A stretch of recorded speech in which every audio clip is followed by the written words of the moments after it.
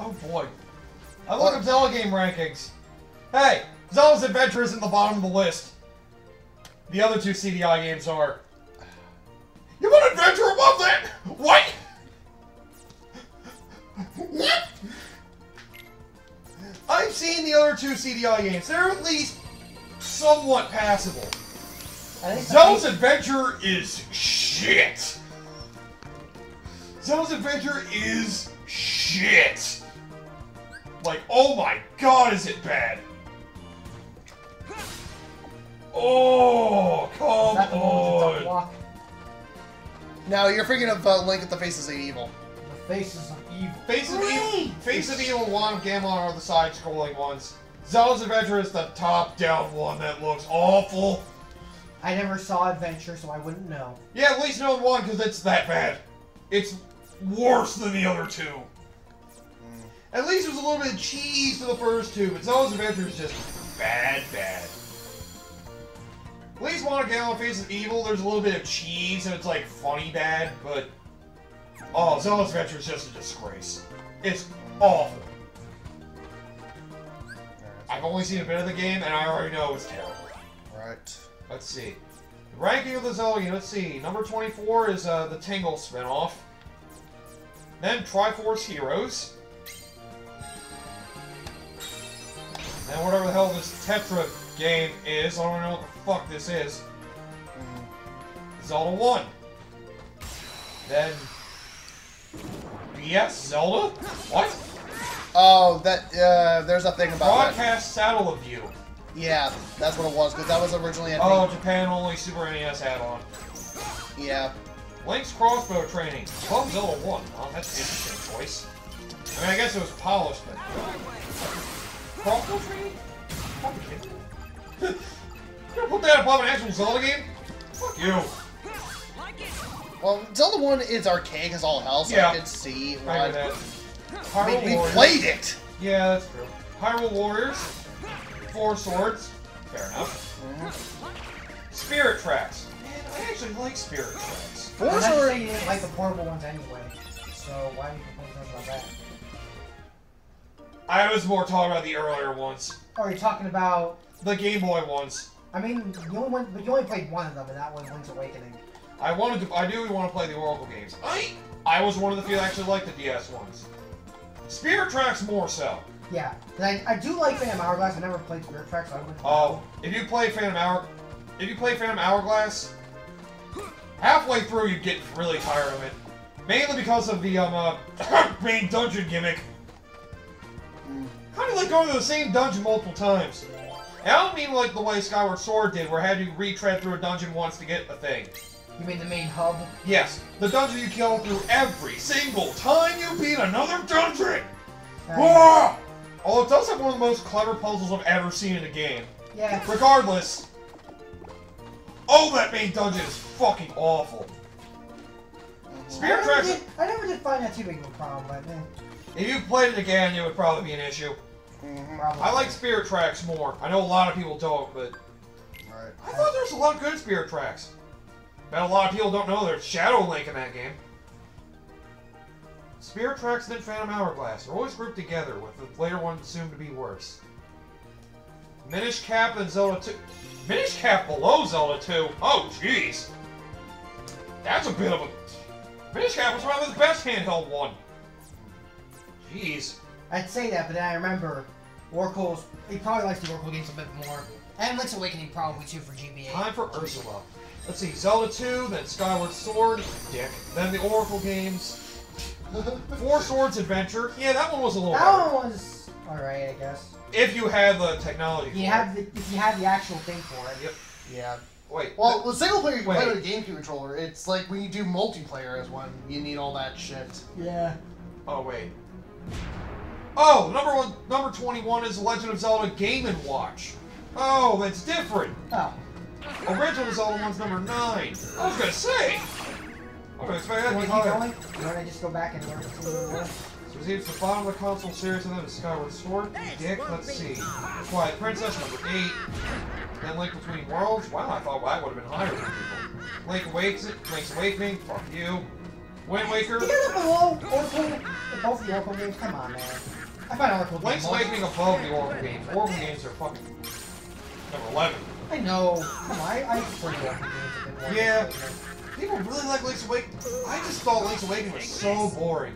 Although I do remember apparently Oracle's each of the games has one really annoying dungeon gimmick somewhere. It's not so much of a... Yeah, I do remember that. I know there's one, I don't know if it's Link's Awakening or one of the Origin games, where apparently you have to, like, kill an enemy from a ledge, because if you kill it where it is, the key spawns on the ledge, and then you have to get up to the ledge to kill the enemy again anyway. That might have been Link's Awakening, if I remember. The Oracle thing was a problem where you need both games in order to see the true final boss. I mean, is the story from the Oracle games good? Or... You got two different, villains in the game. Oh yeah, the final, okay, yeah. Cause I know, But to be fair, I do like them both. I know people like the one from, people really like the one from Link's Awakening. I like the one from Seasons. Yeah. See, number 5 is Wind Waker, respectable. Number 4, Ocarina of Time. Ooh, so what 3 are above that? Ooh, Majora's Mask, dick. That's... Breath of the Wild. Yes? I'm not sure. We're in a debatable time in that one. Number 1, Link to the Past, fair enough. There. That's like my number 4, behind my top 3. It's my favorite of the 2D ones, so I can respect Link to the Past being high for a lot of people. The only reason I like Link to the Past is because Link to the Past is like the least divisive of everybody. Of all of them. Ocarina of Time has divisiveness from the fact that it's aged. Breath of the Wild has some divisiveness for, well, being an open world game and some people not liking those. Like us here. Well, for the most part. Majora's Mask is different, although some people like the fact that it's different. Right? Yeah, I love that people love doing the same task 12 times in a game. That's fucking cool. you don't like Majora's Mask, right? Eh, it's my least favorite 3D Zelda. It's just, man, 3DS version was better, but I love the idea of having to fucking go back, repeat the same steps I've had to go through in the past to fucking do something if I ran out of fucking time. Oh, fucking, oh, it's so obnoxious. Let me just put it this way. One of the old peers I watched says that they love Majora's Mask and hate Skyward Sword. Yet recently they did LP of both. They quit partway through Majora's Mask, but are willing to go through Skyward Sword. What the fuck's that about? Can you change over time? That's possible. They're both recent too! Like, jeez. There's some things I just fucking... I don't know. Just sometimes I see a lot of people like Majora's Mask. It makes me think, how recently have you played it? Yeah. Because if you compare like some of the recent 3D Zeldas, Breath of the Wild, Twilight Princess, Wind Waker, Skyward Sword, what have you, compared to Majora's Mask, majority of the time, the other games play better. Yeah, the story's kind of neat, but repetitive. But the gameplay of Majora's Mask itself, it feels like an inferior Ocarina of Time. Yeah. And well, when you're on the same console as something that's superior to you and you feel exactly the same, to me it feels like a bit of a turn-off. Yeah. That and I just hate to go through the game. There's I only... also hate that. I also have to wonder, it's like, hey, they're gonna stop midway through Majora's Mask, like. There's only 2 good bosses in Majora's Mask. Only like 2 good dungeons in the whole game. Frickin', not to mention, fucking, the requirements for getting some of this shit in the game are fucking archaic as hell, and you don't even fucking, you have to experiment to find out. Like getting the Giant's Wallet.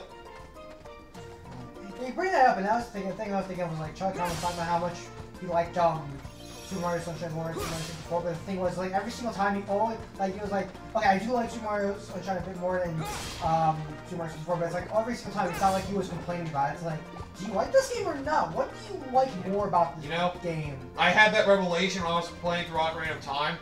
I had the thought to myself, like, this has always been my favorite Zelda game. Then by the end of it, I was like, you know, why is this my favorite again? I was like, something about this doesn't feel the same as it used to. When I think about the future ones, I feel like I feel like they did improve on some things. Now I look at it from a wider perspective. That's why I've now started to think Wind Waker might be my favorite Zelda. Particularly the HD version. Yeah. The original one does have a little bit of rough spots, but the first time you played it was through the Wii U HD version.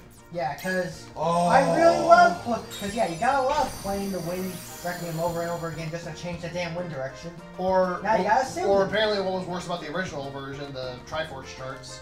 Yeah, you had to buy every single one to get deciphered. So apparently it was much worse in the original Japanese version, where you had to find charts to find those charts, and then get it deciphered. It's even Jesus worse. Christ. Yeah. Oh, not to mention the wallet size in the original Wind Waker. You know how in HD they start you with a wallet size 500? Yeah. Original wallet in the original Wind Waker is 200. So you had to get at least one wallet upgrade so you could get the Tingle chart to find the Triforce charts to begin with. That's so fucking dumb. I hate that shit. Yeah. The fact they make you go out of your way to find shit is a little obnoxious.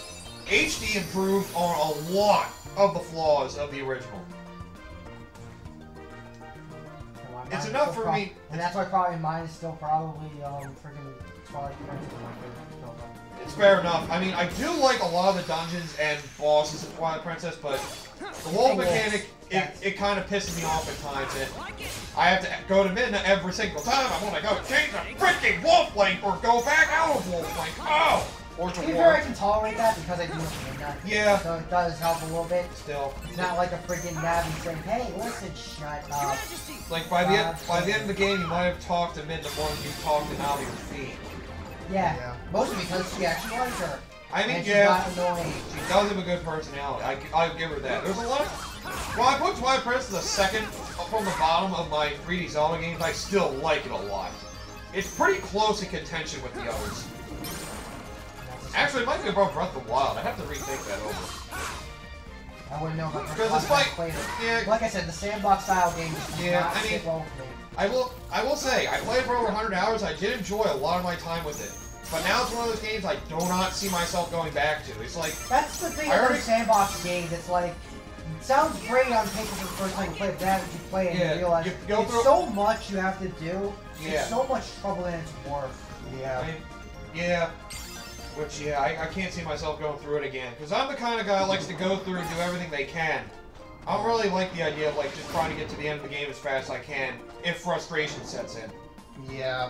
I just don't like the sandboxing nature to the point where it's kind of like, if the main quest isn't enough of the driving force to just keep going, then what the hell's the point? Sandbox levels are one thing, but a whole sandbox world that's massive and has nothing to do a lot of times, you can wander for a half hour and find fucking nothing. Like, so I guess Breath of the Wild will fall in that category, like anything Elder Scrolls related, I guess you could say. Yeah. Anything like that. There's a little more to do. There's still some unique Zelda puzzles and all that. Well, Grand Theft Auto, I guess, would fall in that category too, because one of the reviews I was looking at was talking about how a lot of people look at Yakuza and see it as a Japanese Grand Theft Auto. The thing is, where Yakuza succeeds, he thinks, in comparison to Grand Theft Auto, in the sense that in Yakuza you feel like you're in a big city rather than without having it look like a big city, because there's so much shit to do within the city. Right. Because with Grand Theft Auto, it's like, here's a giant sandbox, but there's nowhere to go.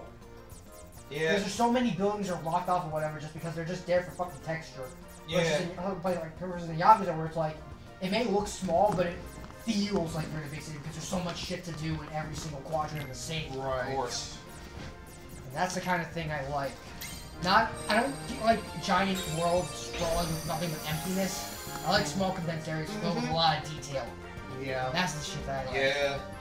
I mean, Breath of the Wild is one of the better examples of an open world game, but still,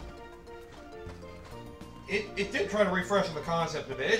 It did a pretty decent job, but still, people aren't a fan of open world games. Well, yeah. You can go through it once, you might enjoy yourself, but repeat playthroughs might feel very that's annoying. The thing. I also like games I like that have a repeat playthrough opportunity. Yeah. Like doing that. Why do you think I like Skyward Sword? I can play through that game so differently. I mean, it's like it's why I like Ratchet and Clank. Yeah. Just simple, basic. At least they give you a purpose. Now, when it comes to when it comes to gods, keep that shit away from everyone around here. I'd rather just deal with my bare hands. But when it comes to my video games, give me all the guns I want. Give me all the rhinos. All the rhinos. So many rhinos.